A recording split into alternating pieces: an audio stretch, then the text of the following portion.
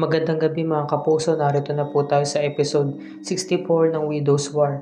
Bigla na lamang binabangungot itong si Sam, no, naalala niya yung mga gabi na naitulak niya si Paco doon sa may bangin. Umiiyak siya at pinuntahan agad siya ni Mercy para patahanin ito.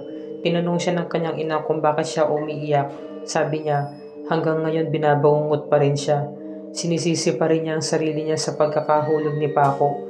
Hindi pa rin siya mapalagay, hindi pa rin matahimik ang kanyang isipan. Ngayon sabi naman ni Mercy, anak, wala kang kasalanan, patawarin mo ng sarili mo. Ito namang si Aurora, galit na galit dahil nga sa nangyari kay Vivian. Sabi naman ni Paco, ma, tigilan mo na yan. Natakot mo na si Tita Vivian, kaya hindi na inuulit pa. Natakot na yun sa'yo, kaya nakasisiguro ko na hindi niya inuulitin pa. Talaga nanggagalit ako dyan sa Vivian na yan, sabi ni Aurora, no. Hindi talaga ako mapakali. Ma, just calm down. Sabi niya, no. Alam mo, naanakan lang siya ni Kuya Galban. Ganyan na siya kung umasta. Sabi naman ni Paco, lalaki lamang si Tito Galban. Siyempre, kung di man niya mahal si Tita Vivian, mas inuna niya yung libido. Sabi naman ni Aurora, kagaya ng ginawa mo kay Sam, ganun nga ba, ha Paco? Natahimik si Paco. Samantala, ito namang si Vivian, minamadali yung mga katulong na kailangan maging maayos yung arrangement ng mga flowers sa kayong sala, lahat, pati lightings. Dahil napakalaga doon ng araw na to, dahil nga magpo-propose siya kay Galban. Dumating na nga si Galban, sabi niya, Vivian, kala mo hindi ko mababalitaan, tumawag sa akin si Aurora na bumalik ka pala sa bahay niya. Diba sinabi ko na sa'yo na wag kang babalik doon? Sabi naman ni Vivian, no, Galban, kalimutan mo na yung nangyari. Alam mo, Vivian, wala kang karapatan na puntahan yun. Dahil unang-una, hindi ka palasyos. Kaya wala kang karapatan na pagsilbihan o pag-imbestigahan yung bahay ni Aurora. Sabi naman ni Vivian, no, then make me a palasyos, sabi niya. Ngayon sabi naman ni Mercy, sasabihin mo ba sa kapatid mo na yun nangyari, yung totoo nangyari kay Paco para matahimik ka na? Sabi kasi ni Sam, alam mo na sa akin talaga nagsimula ang lahat eh. Kung di ko sana napatay noon si Paco, yung aksidente yung pagkakahulog niya, hindi sana ako iba-blackmail o talagang tatakutin ni Basil. Kaya nangyari, kinuha ko yung morphine ni Francis, dan dahil dun kaya namatay si Basil. Pagkatapos ng sunod-sunod na yung mga nangyari, mga patayan, tingin ko talaga sa akin nagmula yung lahat eh. Sabi naman ni Francis, anong nagaganap dito? Ba't ka umiiyak ate? Anong nangyari? Sabi naman ni Paco, no, kinuha niya yung mansanas. Sabi niya, ma, gusto mo ba itong mansanas? Alam mo to. Alam kong hilig mo to, sabi naman ni Aurora. Hindi mo pa rin sinasagot ang tanong ko. Sabi mo nga sa akin, pinakasalan mo lang ba talaga si Sam despite me? O talagang mahal mo lang talaga siya? Sabi naman ni Paco, she's everything. She's different with the other girls that I've dated. Mahalaga si Sam sa buhay ko, mahal na mahal ko siya. Kaya hindi na talaga ako makapaghintay na lumabas dito. Gustong gusto ko na siya makasama. At sisiguraduhin ko na kapag nagkasama muli kami, hindi na kami magkakahiwalay pa. Gustong gusto ko na talaga lumabas dito. Sabi naman ni Aurora, yes, I know anak. Konting tiis lang. Darating din ang panahon na magkikita rin kayong dalawa at magkakasama rin kayo. Alam mo naman tong ginagawa natin eh, para to sa protection mo. Sabi naman ni Paco, yes, I understand ba. Ngayon, sinugatan niya yung sarili niya. Hindi ko alam kung sinugatan niya or nasugatan at hinigop niya yung dugo na umaagos sa daliri niya. Ito namang si Vivian, sabi niya, gawin mo na akong palasyos, 'di ba? Kasi nasabi ni Galban wala kang karapatan na pangunahan si Aurora dahil tahanan niya 'yon. Hindi ka naman palasyos. Ngayon, nagulat itong si Galban at pinuwesto siya ni Vivian. Sabi niya, dito ka, pumesto ka dito. Lumuod siya, no? Sabi niya, pakasalan mo ko, Galban. Gawin mo kong isang Mrs. Palacios. Ito na yung tanging paraan para magkaroon ako ng karapatan sa buhay mo at sa pamilyang ito. Para maging bahagi na talaga ako ng pamilyang ito. No? Talagang nababaliw na talaga to si Vivian. Umiiral na yung pagkabaliw niya, no? Nahihibang na talaga. So sa ginagawa niya, nagmumukha talaga siyang cheap, no? Nagmamalimos siya ng pagmamahal ni Galban. Nakakaawa lang talaga siya. So sabi naman ni Francis, ate, nay, ano ba nagaganap dito? Ba't ka umiiyak ate? Sabi naman ni Samantha, wala Francis. Sabi naman ni Mercy, naalala lang niya yung papa mo. Simula kasi nung namatay yung papa mo, lagi na siya nagkakaganyan. Napag-usapan lang namin, kaya yun, umiyak na siya. Sabi naman ni Francis, alam niyo, pakaramdam ko, meron kayo nililihim sa akin eh. Di ba nangako tayo sa isa't isa na walang magtatago ng sekreto? Di ko kayo maintindihan. Sige natin, ito na yung gamot mo na binili ko. Umalis na si Francis na wala na ng gana. So, umiyak sila, di ba? Umiyak na sila. Sabi naman ni Mercy, tahan na, patawarin mo ng sarili mo, wala kang kasalanan. Huwag mo nagsisihin pa ang sarili mo. Talagang nanatiling lihim, no? Yung pangyayari yun sa pagitan nila mag-ina. Naghawakan sila ng kamay. Tapos eto na, hawak-hawak na nga ni Bibi yung singsing, inilabas siya doon sa dibdib niya, no? So sabi niya, pakasalan mo na ako. Kinakailangan ko bang tumayo? Kasi pinatayo ni Galvin. Sige na, tatayo na ako. Anong sagot mo? Ano ba nangyayari sa'yo, Bibian? Nahihibang ka na. Alam mo, delusional ka.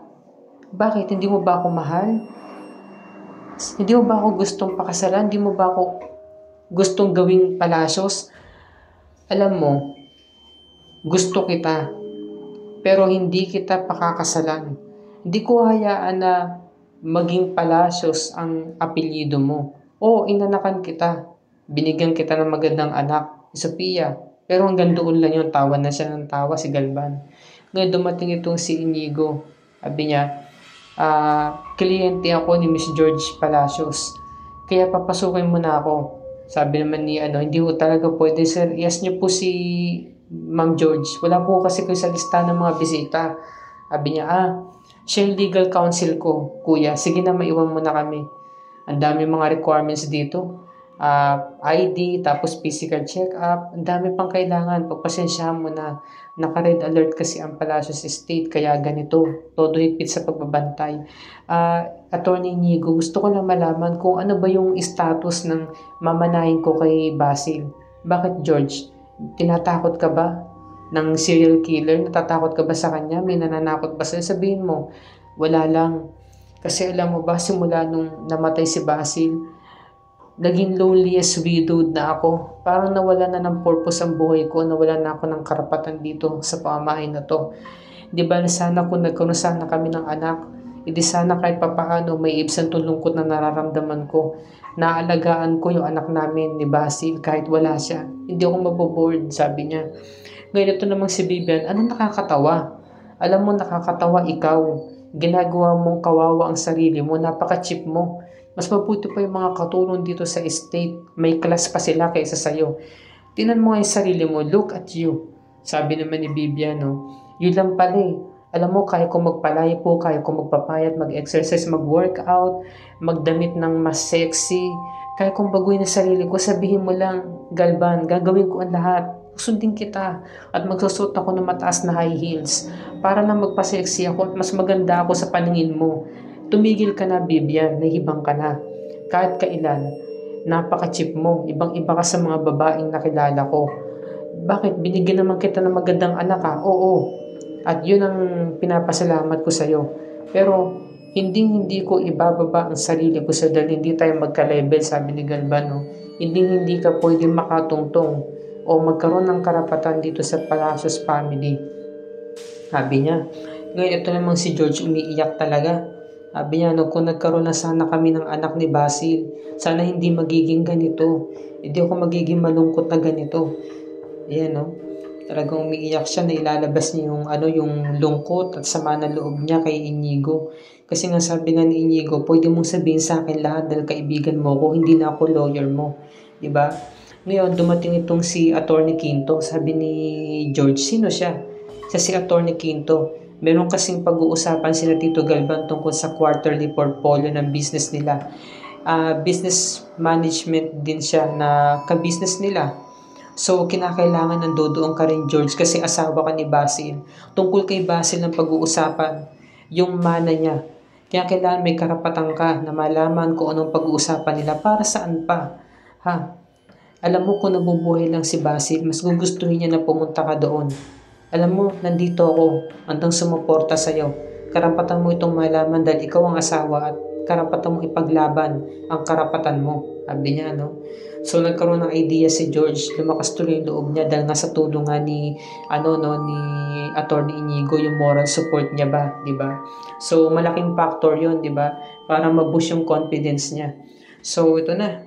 Talagang nabuhay ng loob itong si George kasi nga, asawa nga siya, di ba? Sabi nga niya, wala naman nasasabi sa akin si Papa. Kinakailangan mo pa rin itong malaman. Kailangan umattend ka doon dahil mahalaga ang pag-uusapan nila. Kahit ano pa man yun, dapat nandoon ka. Yung presence mo. Ngayon, ito na. Sabi naman ni Galban, hindi kita pakakasalan. Okay, naintindihan mo? Dahil napaka-cheap mo. Walang-wala ka sa mga babaeng nakilala ko. So talaga nasaktan itong si Vivian. Umalis na nga to si Galban. Sabi niya, cheap pala ha. Cheap pala ang pagkakilala mo sa akin. Alam ninyo, ang tatayag ninyo. Pares na pares kayo ni Aurora. Ikaw, Aurora at Galban. Napakataas ninyo sarili ninyo. Ano pinag-uusapan nyo dyan ha? Anong binubulong-bulong ninyo? Layas. Pinalayas niyo yung mga katulong. Ngayon napaupo na lang to si Vivian na talaga nang gigigil. Hawak niya yung vice grip, no? At talagang kinakalabit niya to. Sabi niya, mababa pala ang tingin mo sa akin ha. Ngayon alam ko na. Nagganyan pala ang tingin mo sa akin. Hihilahin ko kayo pababa. Babagsak din kayo ang pamilya Palacios. Talagang hihilahin ko kayo sa putikan. Sabi-sabi kayo magdurusa sa paghihirap na ipaparanas ko sa inyo. Nagbigay siya ng sumpa, no? Talagang nag-iwan siya ng grudge sa pamilya Palacios. Talagang sobrang sama ng loob ni Vivian dahil nga sa nangyari sa mga nasambit ni Galban sa kanya, nasaktan siya ng sobra. Dinamdam niya yun. So ito na nga, dumako na nga tayo dito kina Sergeant Reales. Sabi niya, no, lahat naman ng mga tao walang access sa kwarto ni Jericho. Sino naman kaya makakagawa nun para magplanta ng mga evidence? Di ba yun ang sabi mo, meron nagplanta? Dumating si Jericho, sabi niya, halos lahat sila, pati mga katulong, nakaka-access sa tahanan ko. Kaya, maaring isa sa kanila ang nagplanta nito, sabi ni Sergeant Villa. Ba't ka nandito? Sabi naman ni Sergeant Reales, pinapunta ko siya dito, dahil asset ko siya. Makakatulong siya para sa investigasyon natin. Sabi niya, no? Ngayon, eto na. Pinakilala na nga ni Galban itong si Sofia kay Attorney Ginto. Siya ang magiging mentor mo. Balang araw, siya si Attorney Ginto, ang business partner natin at ang lawyer ng ating pamilya. Sabi niya, no? Teacher? Yes. Dahil siya magtuturo sa ng accounting strategy, pati liquidation, lahat. Lahat ng assets ng company natin at sa paghawak mo ng negosyo someday, pagka-graduate mo ng college. Sabi naman ni Attorney Ginto, no? Talagang ang Ginto ay pinapangalagaan, Galban. Talagang naniniwala ako na hindi mo siya pakakawalan. Dahil pinoprotektahan mo nga siya ngayon eh. Todo bantay ang securities dito sa buong estate. Talagang pinagkakaingatan mo talaga ang iyong anak. Ngayon sabi naman ni Sergeant Villa, kung ganun, kilala mo ba kung sino yung kriminal na nagplanta ng mga ebidensya sa kwarto mo? Hindi pa, sabi ni Jericho, no? Ngayon dumating itong si George, sabi niya, Pa, nabalitaan ko po na ngayon po yung pag-uusap tungkol sa quarterly portfolio ni Basil. Kaya po nandito ako, sabi naman ni Galban. George, hindi ka na dapat pumunta dito. Alam mo naman na this is a family meeting. Pamilya din po ako pa. Asawa din po ako ni Basil kaya karapatan ko pong malaman kung ano po yung pag-uusapan dito. At ano naman ang alam mo to run a business? Madali naman po akong matuto. At saka meron po akong mentor na aalalay sa akin. At sino naman? Si Inigo. Siya po yung makakatulong po sa akin. Diba? So hindi nagustuhan nito ni Galban. Sabi niya, no, hindi ko gusto ang pangalan na binanggit mo. Sabi niya, no, bakit po pa? Ano po bang problema? Basta, kung maaari lang, ayoko na makita pa si Inigo na tutungtong dito sa pamahay ko. Huwag mo na siyang papuntahin dito. Ano po bang problema? Mabuti pa, George. Umalis ka na lang. Sabi niya kasi naalala niya eh. Nag-flashback sa kanya. Sabi niya, Basil, papunta ngayon ng Amerika si Paco. Magiging busy na siya doon. So, ikaw magiging bagong OIC ng kumpanya. Nung pagbukas niya ng pintuan kasi nga walang sumasagot, yung pala tulog pala yung anak niya katatapos lang sa sex. Nagtalik sila ni Inigo tapos na. Kinuha niya yung baril niya at muntikan niya na mapatay si Inigo. Ayan no. Sabi ni Basil pa, tumigil ka na. Ano ba itong ginagawa mo? Muntikan mo na mapatay si Inigo. Dapat lang. Dahil papatayin ko talaga siya. Alam mo Basil, dapat gumising ka na sa katotohanan.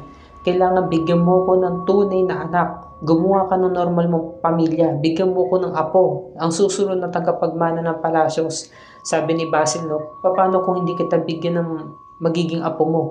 Kapag hindi mo ko binigyan ng apo, papatayin ko kayong dalawa ng lalaki mo, sabi niya. No? So noon pala, alam na pala ni Galvan na bakla ang anak niya na si Basil. Diba? Dahil nahuli niya sa akto na magkatabi sa kama at katatapos lang nila magtalik. Diba? Caught in the act. Di man lang nilak ni Basil yung pintuan, no? Nakakaloko talaga. So, nag-flashback sa kanya, kaya naiinis siya sa tuwing naisip niya si Inigo. Sabi niya, ayoko nang mabanggit-banggit mo ang pangalan niyan. Dahil hindi ko gusto na marinig ang pangalan niya, sabi ni George, no? Ngunit best friend po siya ng anak niyo si Basil kahit na. Ano po ba yung problema niyo sa kanya? Kung maaari lang, George, ayoko nang makatuntong siya dito sa bahay na to. Huwag mo na siyang papupuntahin kahit kailan. Sige, papayagan kita na makisalo sa diskusyon namin ngayong araw na to, pero wag mo siyang isasama dito. Tapos nagbagong isipan ni Galvan, sabi niya, mabuti pa nga George, umalis ka na lang. Sige na, umalis ka na. Wala rin naman patutunguhan tong meeting na to dahil hindi kami magsisimula hanggat hindi ka umaalis. So wala na nga nagawa to si George, no? Umalis na nga siya dahil nga pakiramdam niya, hindi nga siya belong sa family. At talagang binabaliwala na nga talaga siya ni Galvan. No other na lamang ang tingin sa kanya, di ba? So sabi ni Galvan, saglit lang George, ipagtimpla mo nga pala kami ng kape, sabihin mo dun sa katulong. So sabi nun ni Attorney Quinto, no, black coffee sa akin ha, no sugar, sabi niya. So grabe, sampalan talaga yung ginagawa, no, grabe yung panliliit na ginagawa niya kay George. Grabe, nakakaawa. Nawala na talaga siya ng karapatan sa Pamilya Palacios. At dito na po nagtatapos ang review ni Rica para sa gabing ito, mga kapuso. Maraming salamat po sa inyong panonood. Kung bago ka pa lamang sa aking channel, kung maaari, makisubscribe lamang ikaw para lagi ka updated sa mga episodes ng Widow's War and other GMA shows tulad nito. Maraming salamat po and God bless us all.